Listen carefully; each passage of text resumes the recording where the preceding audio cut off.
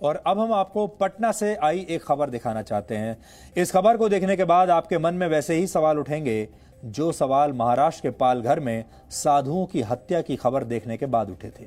पालघर में साधुओं की हत्या पर बड़े बड़े पत्रकारों और बुद्धिजीवियों ने चुप्पी साध ली थी और यही सब लोग पटना की खबर पर भी बिल्कुल शांत बैठे हैं। पहले हम आपको पटना की पूरी खबर बताते हैं। पटना के खाजे कला इलाके में 20 अप्रैल को सनी गुप्ता नामक एक युवक की हत्या कर दी गई थी। यह हत्या उन लोगों ने की थी जो लॉकडाउन के नियमों का खुला उल्लंघन कर रहे थे। हत्या के आरोपी लॉकडाउन तोड़कर सड़कों पर खुलेआम घूम रहे थे। जब लॉकडाउन का पालन करवाने वाले एनसीसी कैडेट्स ने इन्हें रोकने की कोशिश की तो ये लोग भागकर सनी गुप्ता के घर में जबरदस्ती घुसकर वहां छुप गए। जब सनी गुप्ता के परिवार ने इन लोगों का विरोध किया और इन्हें घर से बाहर जाने के लिए कहा तो आरोपियों ने घर से बाहर आकर फायरिंग शुरू कर दी। इसी फायरिंग में 27 साल के सनी गुप्ता को गोली लग गई और सनी की मौत हो गई। पुलिस ने हत्या के आरोपी चांद मोहम्मद को गिरफ्तार कर लिया, लेकिन सनी गुप्ता के परिवार के लिए भी मुसीबतें बढ़ गई। ये परिवार उस इलाके में रहता है जहां मुस्लिम बहुसंख्यक हैं। हालत यह हो गई कि परिवार को अपनी सुरक्षा की चिंता होने लगी और ऐसा डर उसे था कि अब वो अपना मकान बेचना चाहते हैं। यानी ये परिवार अब इस इलाके में रहना ही नहीं चाहता, इतना डर चुका है। इसलिए क्योंकि पहले तो परिवार के इस सदस्य की यानी उनके बेटे की हत्या हुई और फिर उसकी शव यात्रा में भी पथराव हुआ। ये तस्वीरें सनी गुप्ता की शव यात्रा की हैं, जिसमें आप साफ साफ तौर पर देख सकते हैं कि कैसे एक गली से शव यात्रा पर पथराव हो रहा है। हालांकि जवाब में शव यात्रा में शामिल कुछ लोग भी पथराव करने लगे, लेकिन शव यात्रा में शामिल ज्यादातर लोग सामने से पथराव कर रहे लोगों के हाथ जोड़ रहे हैं, उन्हें पथराव करने से मना कर रहे हैं, रोकने की कोशिश कर रहे हैं, रिक्वेस्ट कर रहे हैं। अब इन तस्वीरों में पुलिस की बेबसी को भी देखिए। पुलिस वाले खुद हाथ जोड़ रहे हैं और पत्थर फेंकने से उन्हें रोकने की कोशिश कर रहे हैं।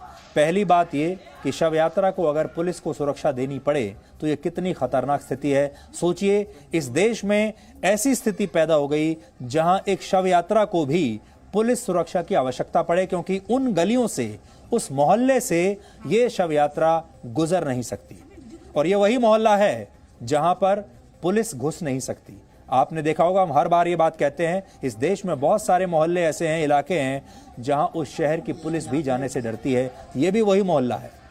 दूसरी बात यह कि पुलिस वाले खुद कितने लाचार दिख रहे हैं। पुलिस की ऐसी ही लाचारी हमें पालघर में भी दिखाई दी थी, जब पालघर में साधुओं की हत्या हुई पुलिस वालों के सामने। जब पुलिस इस तरह से एक इलाके में बेबस है तो फिर आम लोगों का पुलिस पर भरोसा कैसे हो सकता है। वैसे हम लगातार ये कहते हैं कि इस देश में ऐसे कई मोहल्ले हैं जहां पुलिस भी जाने से डरती है और पटना का ये मोहल्ला भी वही है। हैरानी वाली बात यह है, हैरानी की, कि पुलिस ने उल्टे शव यात्रा में शामिल पीड़ित परिवार के लोगों पर ही लॉकडाउन तोड़ने का मामला दर्ज कर लिया। हमने पटना के इस इलाके से आज एक ग्राउंड रिपोर्ट की है, क्योंकि वैसे तो कोई मीडिया के लोग भी यहाँ जाना नहीं चाहते, यहाँ जाना वैसे भी खतरे से खाली नहीं है, लेकिन हम वहां पर गए हैं। ये वो खबर है जिसे कानून व्यवस्था का मामूली मामला बताकर दबाने की कोशिश हुई है, जिस पर कोई बात नहीं कर रहा।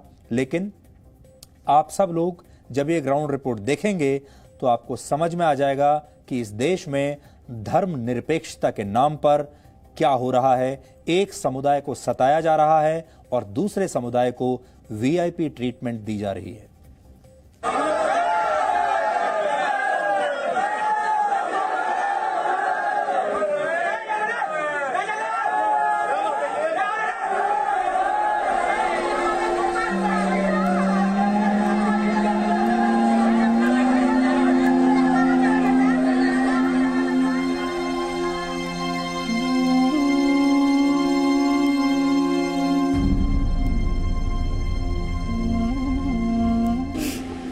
सीधा साधा पति को मार मेरा पति किसी से कोई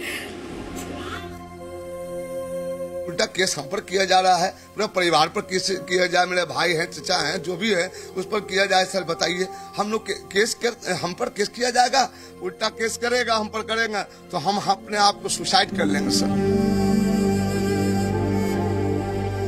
2 बच्चा सब है, ऐसा हमको कभी भगवान दिन नहीं दिखाए। मेरा दुख को आप समझें। और मैं बहुत बहुत धन्यवाद जी न्यूज के, बहुत बहुत धन्यवाद जो हमारी पहचान को पहचानने के लिए पाए। पटना का ये परिवार 7 दिन से अपने बेटे के लिए न्याय मांग रहा है, लेकिन सुनने वाला कोई नहीं है, क्योंकि इस परिवार के बेटे की हत्या की खबर उस एजेंडे में फिट नहीं बैठती जो एजेंडा किसी पीड़ित का धर्म देखकर चलता है। 20 अप्रैल को इस परिवार के बेटे सनी गुप्ता की गोली मारकर हत्या कर दी गई थी। 7 दिन हो रहे हैं। बहुसंख्यक मुस्लिम समुदाय के बीच रहने वाला ये परिवार इतना डरा है कि घर बेचकर कहीं और जाने का मन बना चुका है। जब हमने बोर्ड टांगा मकान का, जब हमने बोर्ड टांगा तो विरोध किए हिंदू लोग कि गोपाल भैया ये क्या कर रहे हैं आप, ये क्या कर रहे हैं बाबू बाबा, ये खानदानी दादा दादी के मकान है। हाँ, हम लोग मकान है। हम कहा बाबू ऐसा है कि हम तो कुछ से मेरा परिवार लोग कुछ नहीं है सर, हमारे पास पूंजी नहीं है सर, हम एक बेच बात के सर तो हम पसंद कर लेंगे परिवार को सर। और वो लोग हिंदू लोग भी पलायन करने की कोशिश कर रहे हैं सर कि नहीं हम भी नहीं, सोच चित नहीं है सर, कोई सोच चित नहीं यहाँ पर सर। आप हमारा मकान देख लीजिए कि किस कटघड़ी में है और किस जगह पर है हमारा मकान। हमको तो चाहिए बेटा को इंसाफ, मौत के बदला मौत चाहिए। जो बेटा मेरा मारा है ना सर, कल बेटा को इंसाफ मिलना चाहिए। 2 छोटा बच्चा है।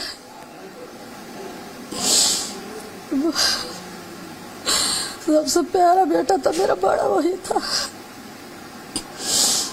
1 महीना से बाबू घर में ही था, कभी कदार थोड़ा सा निकलता था, उस दिन वो भी नहीं गया। आपको बस कुछ नहीं चाहिए, बस उसको जो मेरे पति को मारा है उसको बस फांसी लगना चाहिए। मेरा सीधा साधा पति को मार, मेरा पति किसी से कोई। इस परिवार के बेटे की ही हत्या नहीं, सिस्टम पर इनके भरोसे की भी हत्या हुई, क्योंकि एक तरफ लॉकडाउन का पालन करने वाला परिवार है जिसे अपना बेटा खोना पड़ा, दूसरी तरफ लॉकडाउन का पालन ना करने वाले लोग हैं जो लॉकडाउन तोड़कर हत्या करने से भी नहीं डर रहे। लॉकडाउन तोड़ने वाले इन्हीं लोगों ने 20 अप्रैल को खाजे कला में सनी गुप्ता की जान ले ली थी।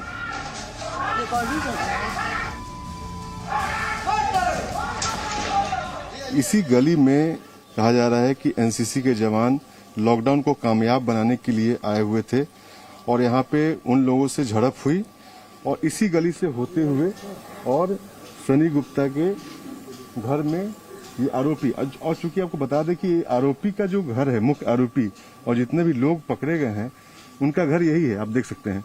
और सिर्फ इस पूरे इलाके में काफी कंजेस्टेड इलाका है और मुस्लिम बहुल इलाका है, लेकिन यहाँ पे आप किसी के घर में आप कूलर तक नहीं देखिएगा। और यहाँ पे जो मुख्य आरोपी है उसके घर में 2-2 एसी लगा हुआ है।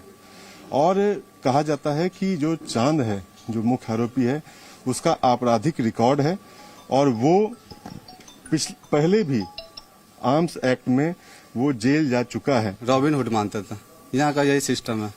जो भी अपराधी रहेगा उसको रॉबिन हुड मानेगा, एगो जाएगा तो एगो पैदा होगा, एगो जाएगा तो एगो पैदा होगा। उनसे मैं बहस हो गया था अंदर घर में। भागने के दौरान वो लोग एनसीसी वाले अंदर घुसे थे, तो भागने के क्रम में अंदर घुसे तो पापा भैया हम लोग उनको विरोध किए थे। तो वो लोग मतलब थोड़ा सा होती हो गया कि तुम लोग पक्ष ले रहे हो, तो उसी दौरान विवाद हो गया। विवाद होते होते हम भैया को हम लोग ऊपर भेज दिए कि भैया से ज्यादा इंसेंटिव हो गया था, तो भैया को ऊपर भेजे। उतने में ये लोग का काम आज खत्म कर देंगे। बंदूक तो लगाए हुआ था, ऐसे भी सबका बंदूक कोई बड़ा बात नहीं है। जैसे ही फिर भैया सोचा कि क्या हुआ, देखे फिर से मतलब कि मामला पूरा चिल्ला हो रहा था। जैसे ही ताका तो वहां से निकला और सामने देख के एकदम सब शार्प शूटर है ये सर, एकदम डायरेक्ट गोली चला दी। अब इस गली में पुलिस का पहरा है, लेकिन पहरे से पीड़ित परिवार का भरोसा नहीं जीता जा सकता, क्योंकि पहले आरोपियों ने लॉकडाउन में खुलेआम फायरिंग करके सनी गुप्ता की हत्या की। फिर जब शव यात्रा निकल रही थी तो इसी इलाके के कुछ लोगों ने शव यात्रा पर पथराव भी किया। हालत ये थी कि शव यात्रा को पुलिस की सुरक्षा में ले जाना पड़ा। शर्मनाक तस्वीर ये कि पत्थर फेंकने वालों के सामने पुलिस हाथ जोड़ रही थी।